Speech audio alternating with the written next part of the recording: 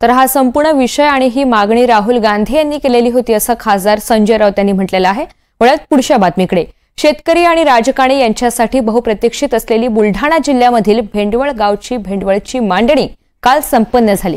भेंडवळच्या घट मांडणीमध्ये शेतीविषयक राजकीय परिस्थिती, देशाची आर्थिक स्थिती, देशाची संरक्षण स्थिती याविषयीचे वर्षभराचे अंदाज बांधण्यात येतात। भेंडवळची मांडणी ही 370 वर्षांपासूनची स्थानिक परंपरा आहे।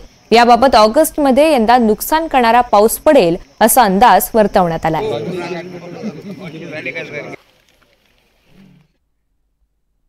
या वर्षीची भेंडवळच्या मांडणीचं भाकीत याप्रमाणे पीक पाणी जे आहे ते सर्वसाधारण पिकाची परिस्थिती राहील आणि पावसाळा जो आहे तो पहिला महिना थोडा लहरी स्वरूपाचा आहे, पेरणी सार्वत्रिक होणार नाही। दुसरा महिना जो आहे तो सार्वत्रिक पाऊस होईल आणि भरपूर पाऊस होईल। तसंच तिसरा महिना जो आहे तो सुद्धा चांगल्या प्रकारचा आहे। चौथा महिना सुद्धा भरपूर पावसाचा आहे आणि अवकाळी पाऊस सुद्धा आहे। एकूण काही ठिकाणी अतिवृष्टी होईल असा या वर्षीच्या पावसाच्या बाबतीतचं भाकीत या ठिकाणी वर्तवलं जाते।